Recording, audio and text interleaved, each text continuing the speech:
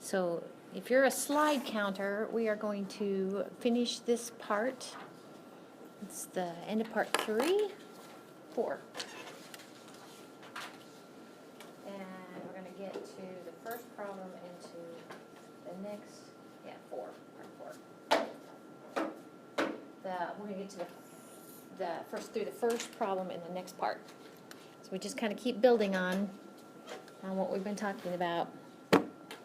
So if you look on either side of the equilibrium arrow or the reaction arrow and you find a pair of things that differ by a proton, an H+, then you have found a conjugate acid-base pair. And that's what all part 4 talked about. I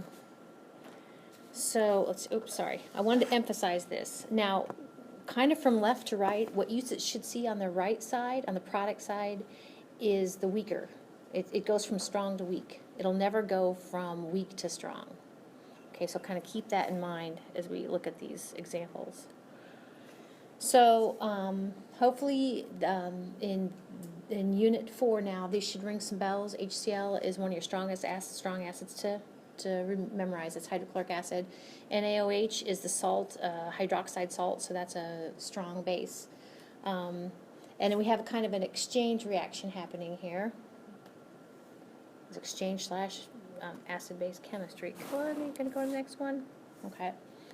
So the AQs kind of give it away that the HCl is actually there as H+ and Cl-. The NaOH is there as Na+ and OH-. And on the product side, the salt is Na+ and Cl-. Okay, so look for something that differs by a proton. So can you see where the chloride ion differs by a proton? Differs by a proton. So that is actually a conjugate acid-base pair. We have HCl over there, and we have basically Cl- over here. Okay. We can find, and I think earlier it said you should always be able to find 2 pairs. If you compare the OH- with the H2O, they differ by a proton. Okay, so that is your second acid-base pair. Now the thing that makes this kind of confusing is actually the Na+ is there. It's like a spectator. It doesn't do anything. So I mentioned a minute ago that it always, and this isn't a two-way arrow because we have a strong acid and a strong base, it's not going to be in equilibrium. It's going to go one way to the product side, and it's going to go from strong to weak. Okay. So those are your 2 acid-base pairs. If we remove the sodium, which is a spectator ion, and the chloride, which is also a spectator ion, I suppose, we end up with a net ionic equation as this. Net ionic equation of a strong acid and strong base will always look like that. So let's mix it up a little bit. What if we go for a weak acid and a strong base? I went ahead and printed out, now these are bigger than your tables, but I printed out the tables, and I would be willing if anybody else wants a copy of these. These are like the little tables that you have for. So the whole CH3COOH, you should be able to find it on one of your tables or in the back of your book. Or I think Marie was saying it's kind of an appendix information. In the past I kind of had trouble finding some of the tables in the book, but okay, it's okay. Mm-hmm. It's like in the study section. Okay. But it doesn't have all of them, but there's a lot. So that's acetic acid, so that's a weak acid, and of course NaOH is your strong base again. So let's see if we can identify the conjugate acid-base pairs. Okay, so go ahead and apply the salts. The aqueous NaOH really is Na+ OH-. The sodium acetate over here on the product side is really the acetate ion, CH3COO-, and the sodium ion. So here we go. Look like it differs by a proton, acetic acid, and the acetate ion. Again, it's going from, I know that the acetate ion is a weak base, right? But it's a weak base than the weak acid is a weak acid. Acetic acid is a stronger weak acid than acetate is a weak base. So there's your conjugate acid-base pairs. And then again, if we kind of identify on either side, look for the other pair that looks like this, the hydroxide ion and a water molecule differ by a proton. So for the definition we're going with regard to acids and bases, acids are the proton donors and bases are the proton acceptors. So we could go ahead and line up in green what we have. Of course, your acetic acid is the acid and your acetate is the base. Your hydroxide is the base and your water is the acid. And it will never go from weak to strong. It always goes from strong to weak. And your net ionic equation looks like we get to remove the sodium ion. And so why not the acetate and the acetic acid? Well, the acetic acid, since it's a weak acid, even though there's an AQ up there, it doesn't ionize completely. Okay. So, Okay. and then NH3, you should be able to find NH3 in that mess somewhere. NH3, of course, is ammonia, and it can work as a proton acceptor, so it can work as a base. So that's actually a weak base, and HCl is a strong acid, so that's kind of what we have going on here. The strong acid ionizes to form H plus and Cl minus. On the product side, that ammonium chloride, actually that's a salt, and that is also ionized. So let's see if we can pick out two acid-base pairs, differ by a proton. So if we compare HCl versus Cl, the chloride ion, differ by a proton, works for me. And then what we have left is the NH3 and the NH4 plus, differ by a proton. So if we go to identify what's what, NH3, like I said, is a weak base, and its conjugate acid is, see, that's wrong. Its conjugate acid is NH4 plus. I don't know if you guys have this, but see that? That actually should be weak acid. My bad. Oh. Then what's the weak acid? And then the let's see, the HCl and the chloride ion. This is acting as a strong acid, and actually over here the chloride ion is a proton acceptor if we compare it to the product side, or excuse me, the reactant side. So it's acting as a weak base, I think. Chloride, Cl minus to HCl, proton acceptor. So it's acting as a weak base.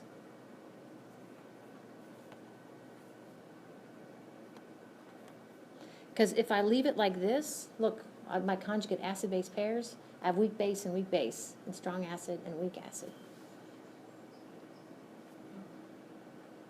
Yeah, I'll have to go back.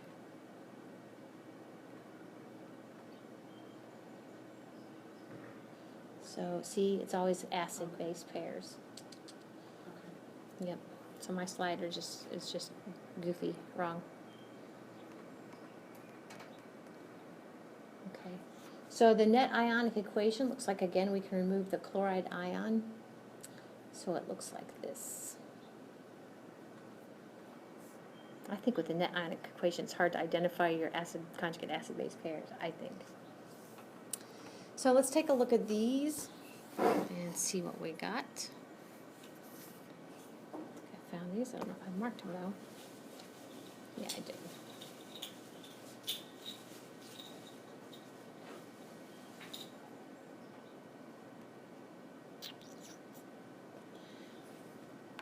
Okay, so in this case we're dealing with acetic acid, CH3COOH, and we want to know how it will interact with A, water, B, NH3, C, the chloride ion, and D, the nitrate ion. So we want to know which scenario it will proceed farthest to the product side. And again, it's all about going from strong to weak. So if you try to go uphill, like for instance, if you pick on nitrate, NO3 minus, basically you're saying nitrate.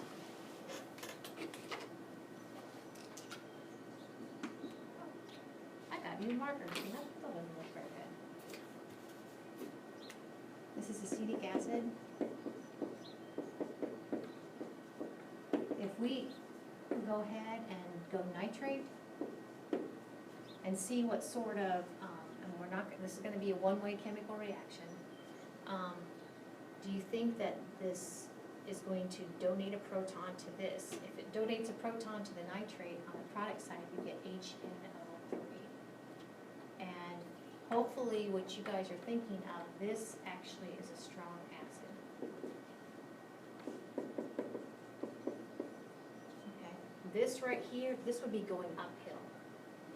Okay, and that is not likely. That's what I mean. This one, the A, if you just mix it with water, where the acetic acid is a proton donor and the water molecule is a proton acceptor, that looks reasonable. That looks downhill to me. Okay. So I think if you do the exercise, that was D. If you do B and C, I think you're going to find it's not likely. It's going to be going uphill. That's what I think.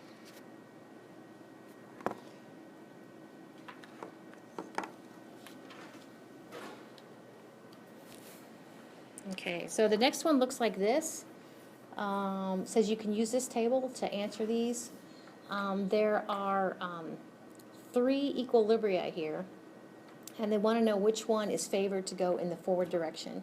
And it's kind of like I said in green up there, you're looking from strong to weak. So that's kind of my hint there. I'll let you kind of wrestle with those. This one you won't have any numbers, it's just looking at it. And this one is similar to problem number 7. I love it when that happens. Okay. So, let's go ahead and go on to the next part. Kind of gearing up for what we have to get through in order for your lab to make sense this week. So this week you're doing the last lab in acids and bases, and it is a titration. So we need to talk about the chemistry as your titration goes along. In order to understand the titration of an acid, or understand the chemistry of an acid-base titration, you need to understand buffered solutions.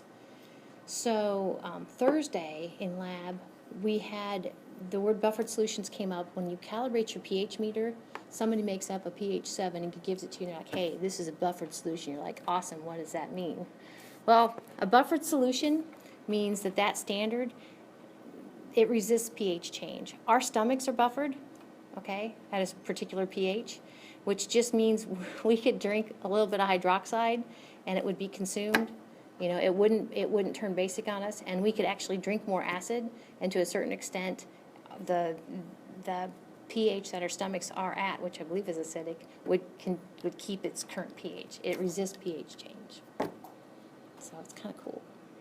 So you need something in there that will consume something that would change the pH, like the hydrogen ion or the hydroxide ion.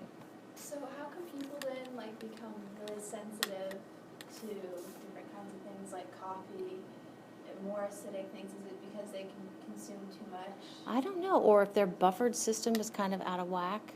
I think when you take Tums, I think you are trying to consume something that will neutralize your stomach. I wonder if that's almost like a membrane sensitivity too. I don't know. Yeah. I know what you mean. Yeah. And what is acid reflux? You know? Yeah, my mom has that. I think I have it a little bit, but yeah, I can't have like pizza and pop together right before when it's like late at night. Can't do that. So interesting. Yeah, so our stomachs are supposed to be buffered. So in order to kind of resist, and I really honestly picture a buffered solution, I picture myself, I'm adding H pluses, no change. I'm adding OH minuses, no change. Okay, that's a buffered solution. So in order for that to be the case, you need something in your stew or your soup or your buffered solution that can react with OH minuses. Okay, and the good candidate there would be some acid, basically. If you have acid in your buffered solution, it will react with your hydroxide ion, and it'll say, no, steady pH. Well, what if instead of adding the OH minus, what if you're adding H plus? Well, the best candidate there is to have some sort of base in there to react with any H plus that you may add. So basically, waiting in this common pot, what this is saying is you have both an acid and a base in the same container. Well, okay. Well, things that coexist quite well with each other are what we were just talking about in part 4. If you end up with, this is the way most buffered solutions are prepared, by basically taking a conjugate acid-base pair and letting them hang out together. That's it, conjugate acid-base pair. Because then they can coexist, and the acid will neutralize any base you add, and the base will neutralize any acid that you add to a certain extent. And we'll kind of talk about buffering capacity. Okay, so oftentimes your buffered solutions are, and like when I think I might have mentioned though, actually I'm so spoiled because Dr. Snipes makes all the solutions, or most of the solutions, and he has extras, so he just gives them to me. But when he makes up his calibration solutions, they're like little kits. They're like little pouches or something, and it says dilute to 100 mils. So you take this, which is basically a conjugate acid-base pair, you dilute it to 100 mils, and there you go. And we're gonna apply something called the Henderson-Hasselbalch equation to understand what the pH of a buffered solution will be using conjugate acid-base pairs. Oh, there it goes. HH equation. So the Henderson-Hasselbalch equation. This is one that you're going to want to memorize, because I'm pretty sure in this unit that I don't give you an equation sheet, because there aren't very many equations. I will confirm that. So I call it the HH equation. It's the HH equation. I don't know how to beat this into you, but it only applies to buffered solutions. It's all about buffered solutions. That's it. So the pH of a buffered solution is equal to the pKa of the conjugate acid plus the log base 10 of the ratio of, I usually just put base, molar concentration of base to molar concentration of acid. When I do that to my HH equation, I am assuming that I remember that these are a conjugate acid-base pair. That's what I remember. Okay, so that's it. Let's see how this works. So do you want me to show you how this is derived? Because actually I did it in my desk, so I didn't bunch it. Do you want to see it? Because really, it's only, and I've grabbed my notes. Here we go. So this says that the Henderson-Hasselbalch equation is just basically a derivation of the Ka of a weak acid. So here's my weak acid. HA, okay, ionizes just to a certain extent. It goes back and forth to form H plus and A minus. Okay, this actually is, okay. We could write the Ka expression. Ka is equal to, I'll put it down here. Ka is equal to the molar concentration of the hydrogen ion times the molar concentration of, as it turns out, this is actually the conjugate base. Does that make sense to you? So we could call this the conjugate acid, and this is the conjugate base. Do they differ by a proton? Divided by the molar concentration of the unionized portion of the weak acid. All right, well, let's go ahead, and I have apply negative log. So here we go.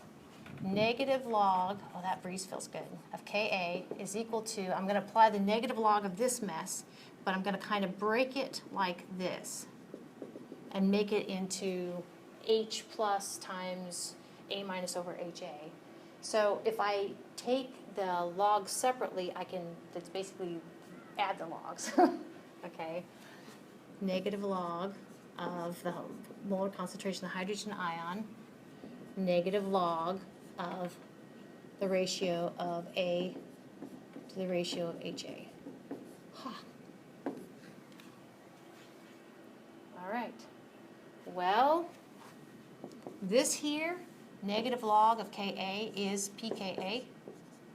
This right here, negative log of the hydrogen ion concentration is pH, minus log base 10 of molar concentration of this, we said, was the conjugate base.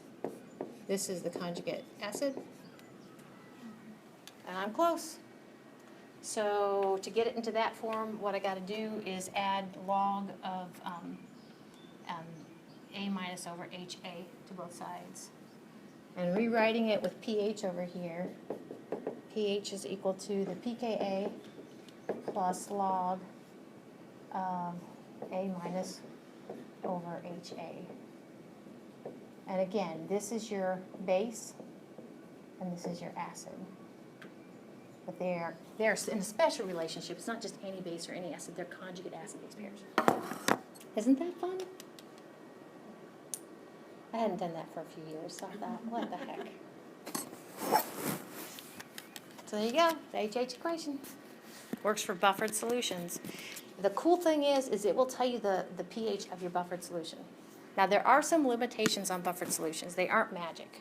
And we'll kind of talk about the limitations on buffered solutions. But there's one other form of the Henderson-Hasselbalch equation that you're going to probably want to know that's very useful. So you figure you have your acid and base running around in your same volume. So those V's are the same. So the molar concentration of base is moles by volume. Acid, moles by volume. So honestly, that ratio right there, those volume terms can cancel out. I know, is that not cool or what? So sometimes your HH equation is easier to go with, to basically rewrite it, and you already see it on the next slide, I think. pH is equal to pKa plus log base 10, and now instead of the molar concentration, it's simply moles of base divided by moles of acid. Sometimes. Same diff. Again, those are special acids and bases. I'll kind of warn you now and try to kind of point out where this pitfall is. But sometimes you're dealing with more than one acid in the same problem, and or more than one base in the same problem. Make sure that these are a conjugate acid-base pair. Okay, right? So that's your other form of Henderson-Hasselbalch equation. Same diff. And, you know, sometimes you have to use this one because you don't know. You just have to go about it. Sometimes you have to use this one, I guess. Sometimes you get going down the wrong road and you're like, oh yeah, I remember I can do that differently. Okay. So, yeah, it's the making your buffered solution by taking a little bit or having a conjugate acid-base pair swimming around in there together. It's not quite as easy. There are some criteria to follow. But the chemistry, what we expect in a buffered solution is that we expect that the weak acid, the amount that the weak acid ionizes to go form H plus and A minus is negligible. It's small anyway. And we also count on the weak base, since it is a weak base, conjugate weak base, that the amount that it hydrolyzes water to form, remember how that works? The amount that it hydrolyzes water. Here's my weak base, hydrolyzing water to form the conjugate weak acid, and it leaves behind, it basically snags a proton from the water molecule. Okay, the amount that this happens is, this says negligible. It happens to a certain amount though, but otherwise they're kind of waiting, lying in wait there. And it's kind of cool that the way the chemistry is, the relationship between a conjugate acid-base pair, is because of the common ion effect, they actually kind of, they stabilize each other from ionizing or hydrolyzing. They're kind of in a happy sort of situation. Okay. So if you look at the Henderson-Hasselbalch equation, this is the pH of your buffered solution.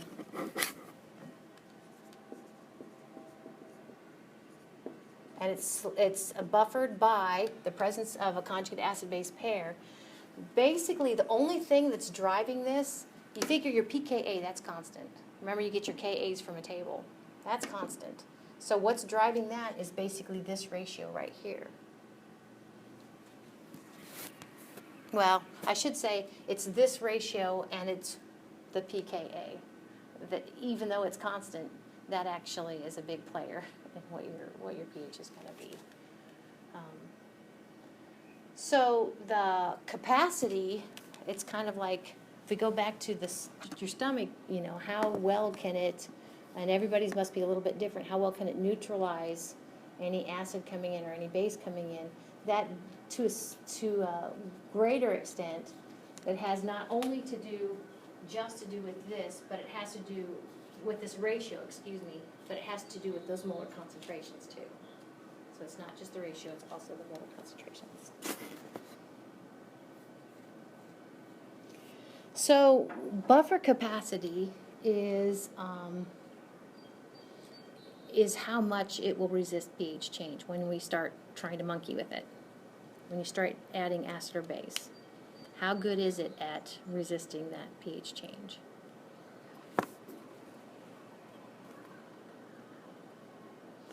So you get a better buffering capacity the closer the ratio of your molar concentration or the ratio of the moles of base to acid, the closer that is to 1, the better your capacity.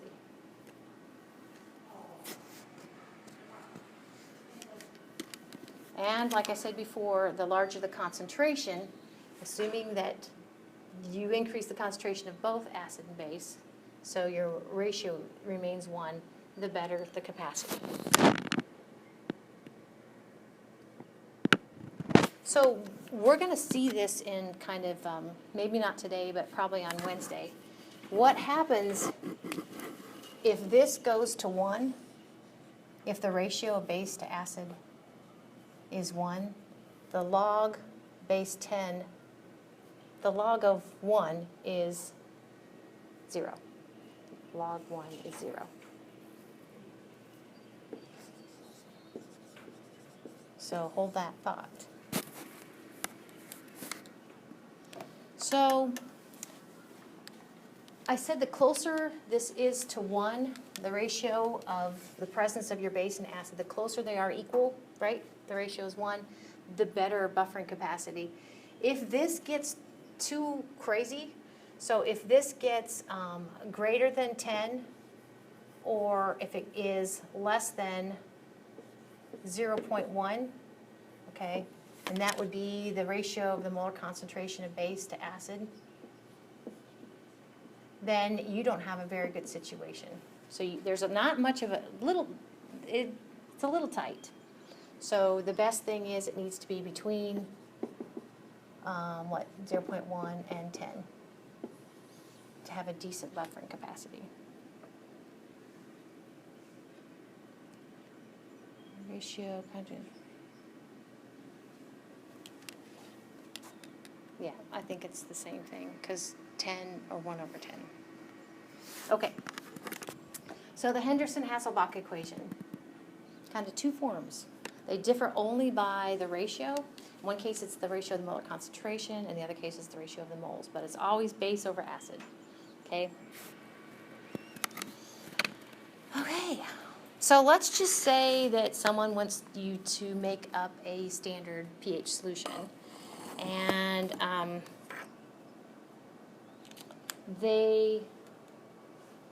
you don't know which conjugate acid-base pair to prepare it with.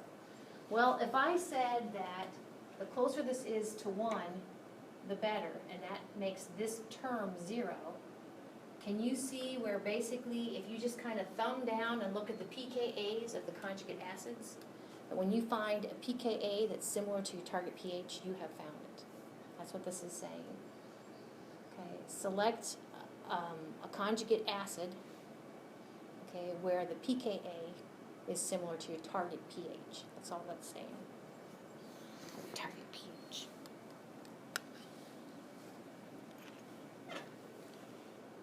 And then here's the other thing, just make sure when you do go ahead and prepare your the molar concentration of your acid and base in there, your conjugate acid-base pair, make sure that they're similar, so the ratio is 1, and then also make sure that they're 0.1 molar or greater. Okay. So, this all seems a little bit nebulous, so it's going to be kind of nice to look at a real live example we can sink our teeth into. But before we do that, I've been kind of describing like the things you buy to make your pH standards. You know, they come pre-prepared. Basically, there's a certain amount of acid, a certain amount of base, conjugate acid-base pairs. You dilute them up and you're ready to go. That actually is this first way. 2 ways you can get conjugate acid-base pairs swimming around together, and we're going to look at that as an example right now. But the other way is a little trickier. Remember I said sometimes you work acid-base buffer problems and you have more than one acid, or you have more than one base, and that's the other way to go ahead and to make a conjugate acid-base pair together. And this paragraph kind of talks you through it.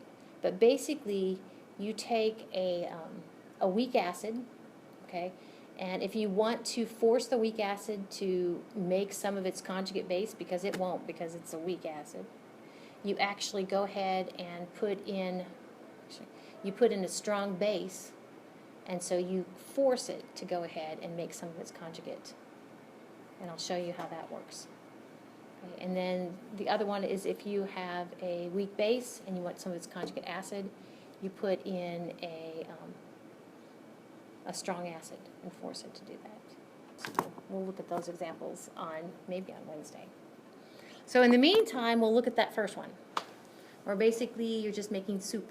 You're making buffer soup, looking for the conjugate acid-base pair, and we're going to use the Henderson-Hasselbalch equation for these sorts of problems. So it's a classic. Okay, I think I can erase this. This is the only one we're going to do, I think, this afternoon. You know, if you're into drawing, this really kind of lends itself, I think. Here's our beaker, and we're going to make a buffered solution. And it says how many grams of sodium acetate, so question mark grams, sodium acetate, that's the only one where you put the anion first, usually. So it's CH3COO, that's the acetate ion, Na. There's sodium acetate. So how many grams of sodium acetate must be added to 100 milliliters with 3 sig figs? Okay, and this actually already has a molar concentration of acetic acid in it. So this isn't just water. This is actually 0.125 molar CH3COOH. Okay, so that is your weak acid, and this right here is your weak base. Okay.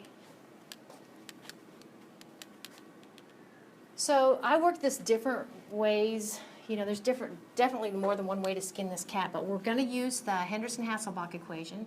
The pH of a buffered solution is equal to the pKa plus log base 10 of the ratio. We could either go molar concentration of the base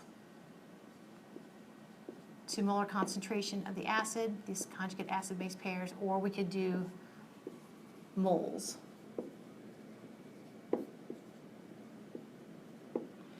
But do you see where in this problem the target pH is 5.0?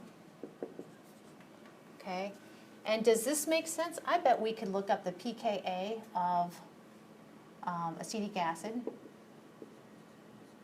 Not too bad, right?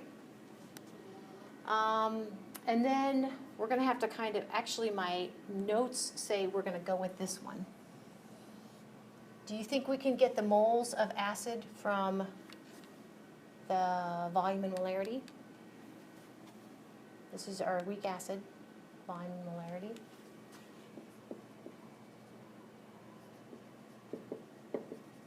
Okay, so I think the only thing I'm missing is solve.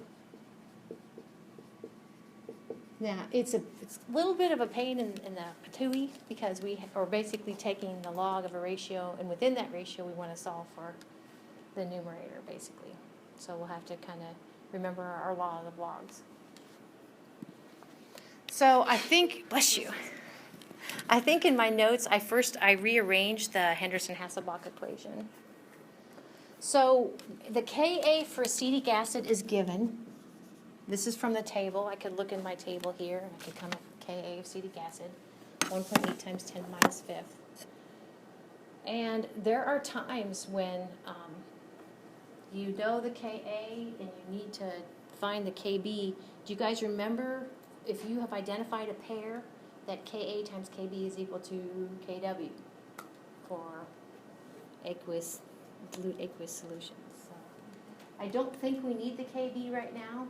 But if we did, we could take the Kw, which for 2 sig figs is 1.0 times 10 to the minus 14th, and divided by the Ka.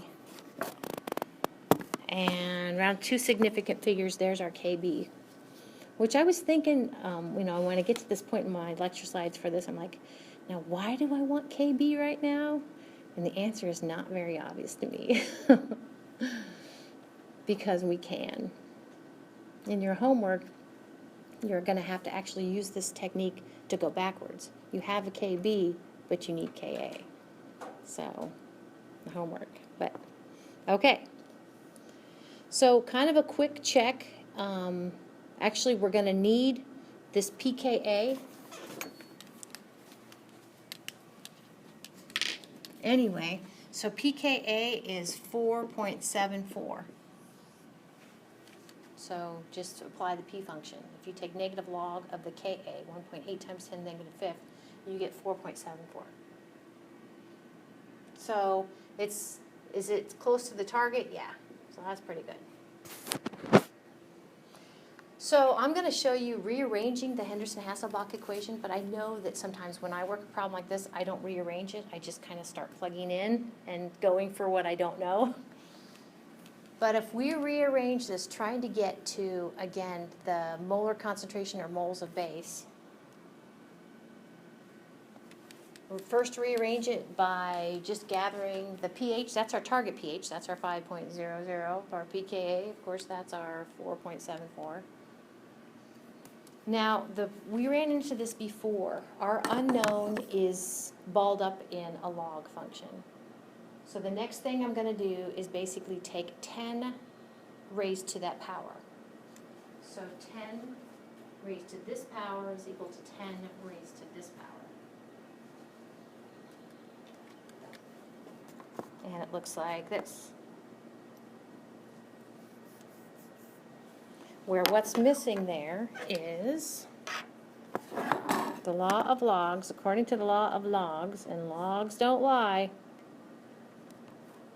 if you take, where should I do it? If you take 10 raised to the log base 10 of the molar concentration of base divided by the molar concentration of acid,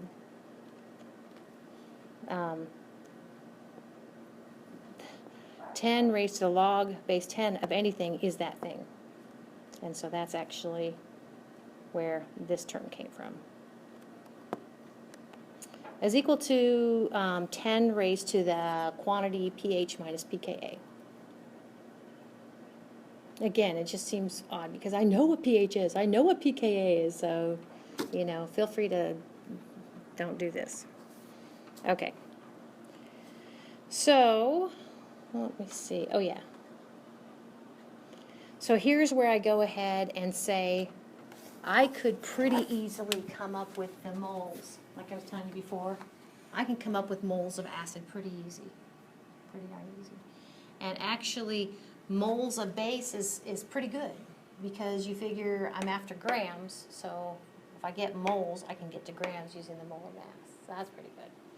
So now I'm really close to going ahead and solving for the moles of base. I multiply both sides by the moles of acid, and here you go. The moles of base, the moles of the acetate base is equal to the moles of the acetic acid.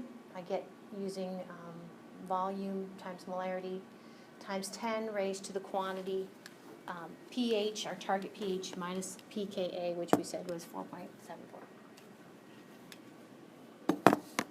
I would just be too much itching to put my numbers in there. So ready to substitute in. Well, before we substitute in, we need to knock out the moles of acid. So the moles of acid looks like this. We had 100 milliliters. That last term converts milliliters into liters. So I probably would put, after 100 milliliters, I would put 1 liter over 1,000 milliliters. And then we need to introduce the molarity of the solution, which is 0.125 molar. So that means 0.125 moles of acetic acid per liter of solution. Bottom line, with these three terms, our milliliters cancel, our liters cancel, and we're left with moles of acid, which is perfect. Rounding to three significant figures. Oh, see, I can see I had another mistake here. Look at this. Where's my decimal there? Okay, remember we said that the volume was 100 decimal. So rounding to three significant figures, the moles of acid are going to be 0.0125. Well, that's cool. So I think we got everything now to plug into that rearranged Henderson-Hasselbalch equation. Okay. So the moles of base will be equal to the moles of acid, 0.0125 moles, times 10 raised to the quantity pH minus pKa. So 10 raised to the 5.00 minus 4.74. Rounding it to two significant figures, see what my answer says. Oh, I got 3. I think 2. I'll tell you why I think 2. Seems to me that I'm only allowed 2 because of this, I think. So that last digit's kind of suspect for me. But we're almost done. Notice this is moles of acetate. So now we have to kind of massage moles. We have to use the formula of sodium acetate and the molar mass of sodium acetate to get to moles of acetate. Here we go. Looks like I'm not showing you my molar mass calculation. My bad. But somewhere in the margin, especially if this is in Chem 1, you need to show using the periodic table to come up with the molar mass of sodium acetate. So I need 0.0227 moles of CH3COO minus. I recognize that in the formula of sodium acetate, there is 1 mole of acetate for every 1 mole of sodium acetate. Notice my subscript is gone here. It's just a corrupt file. I just know it's a corrupt file. Okay, so that will give us grams of sodium acetate, which is perfect. So you think I might round to, I guess, 3 sig figs at this point, if I was right about the carrying 3 sig figs to the moles of acetate. 1.87 grams of sodium acetate, and that is the answer.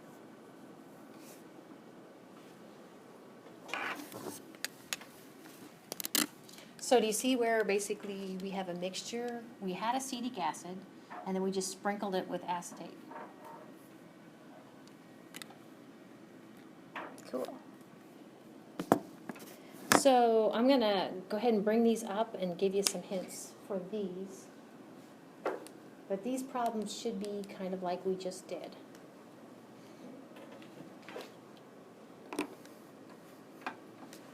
So 7, 8, and 9.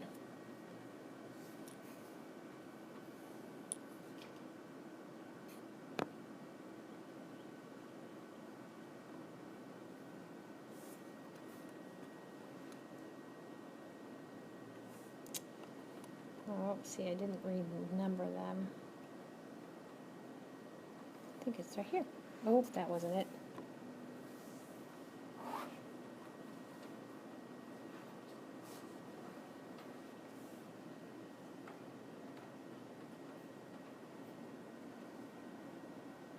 There it is.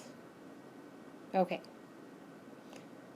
Okay, so what now this is formate, not acetate.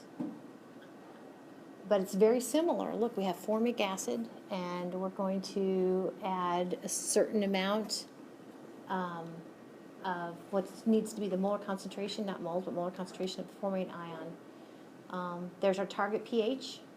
We're going to use the Henderson-Hasselbalch equation. And like I said, it's just kind of very similar.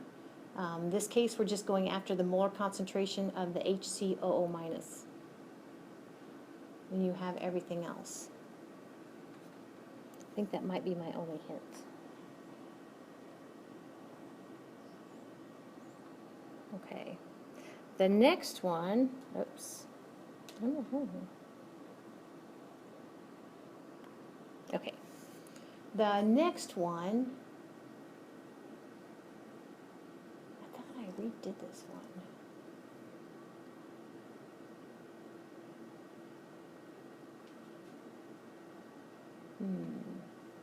Let's see what other hints I have. Yep, see? That's funny. I thought I redid this because I didn't like my hints from last year. Okay, so NH3, NH4 plus. Hopefully you see they differ by proton. That is your conjugate acid-base pair. And your target pH is given. Okay, so this is a case where you are not going to be able to look up the Ka for NH4 plus, but you can look up the Kb for NH3. Okay, so that was my hint.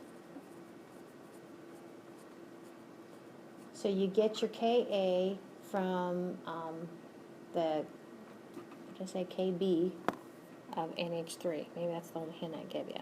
And recognize for an acid-base pair, the Ka times Kb is equal to Kw. Yep. And that's what I say right there.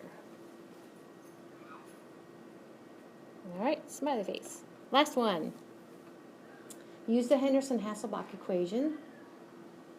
And this one, to me, is almost more straightforward than the other ones. I don't know, unless I'm missing something. Because the A, it says that it gives the molar concentration of your weak acid, and you'd be like, I don't even know what that is, the C6H5COOH, but do you recognize, and it's written that way on purpose, that that last H is going to kick off if you compare it to the other species. So you have a conjugate acid-base pair there. Actually, the C6H5, that's a phenyl group. That's like a benzene kind of group. And then the next one, the only thing about B is for B, you're back to the Henderson-Hasselbalch equation requires a pKa, or Ka, and then you can get a pKa. And you're not going to find the Ka for ammonium, NH4 plus, but you are going to find the Kb for NH3. But you know what? On the previous slide, or the previous problem, you had to knock out the Ka for NH4 plus, so you can just use it for that too. All right, so there's your hints, and that's that. I have a question real quick. Yes.